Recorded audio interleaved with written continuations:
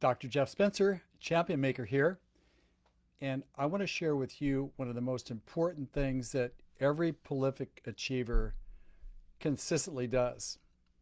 And that one thing is that they learn a new word every day because they remain a student of their discipline. I mean, just think about that. We look at people and we think, well, like for example, when I work with you too, people would say of Bono, well, hey Bono, you don't need to actually spend time with a voice coach because after all, you're Bono. Look at all these platinum albums. I mean, come on, iconic band for the last 40 years. But yet, when I was working with them, what happened before a kickoff concert for a world tour, I heard this da da da da da da, and I said, "Man, that sounds like when I was in elementary school and people were singing their scales." And so I followed it, da da da da da, and eventually I came to this door that was cracked open just like this, and I kind of looked through the door right there, and there was Bono with his voice coach going over his scales before the kickoff concert of a world tour. So why is he doing that? Because what he knows is that the fundamentals that he does will allow him to perform at his best. And he may actually discover something about himself that he can embrace to make him actually better than he was like the day before. And that's the reason why remaining a student is really important, because every time we investigate something to build our body of knowledge, it literally recollates our entire library that allows us to look at things in an entirely different way. And be mindful that one different thing is worth like a million things that are average that everybody else knows about, because there is no distinction. Each word recollates how we view opportunity.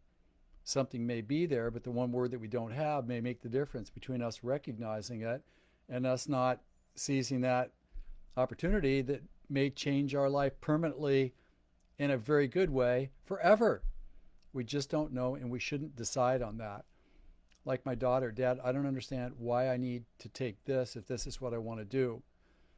And I understand why you would think that, but you're going to understand later how that perspective that you didn't associate with your becoming the best that you could be had a relationship, but you found out later how it contributed. Perhaps it was even the most significant thing that you did that made the greatest difference to get to where you want to go.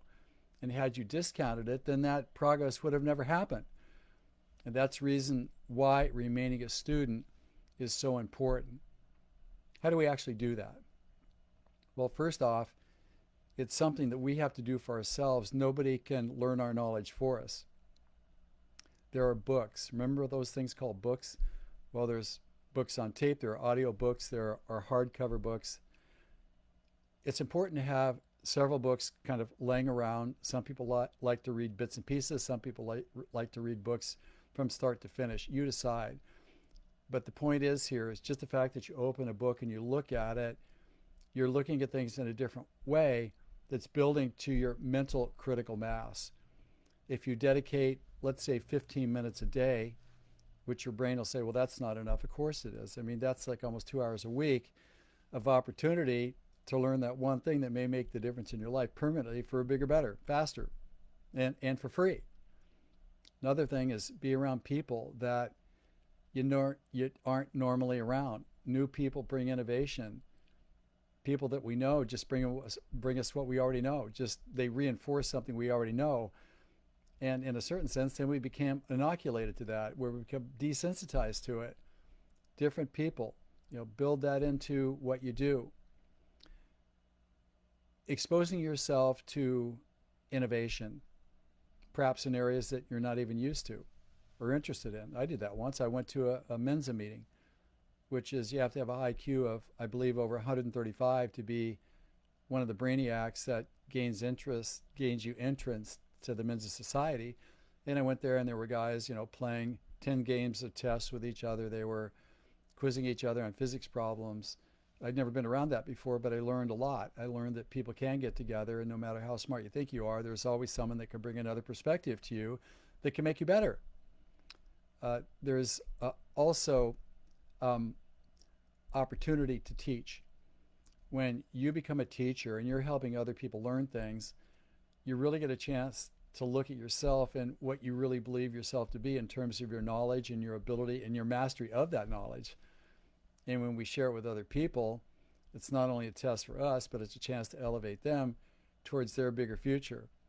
And universally, what we think we know and what we can reproduce in the privacy of our own experience is one thing, but when you share it with others and you're actually demonstrating it, there's always a refinement that helps improve the quality of our language and how we share it with others. We have much higher impact language. We're able to communicate much more accurately in fewer words. And that's one of the things that all of the prolific achievers out there do. They do new things in addition to taking new courses, etc. So please be mindful of that and continue to remain a student. I look forward to talking with you next time. This is Uncle Jeff saying, always be mindful that there's always room at the top for the best. Onward and upward.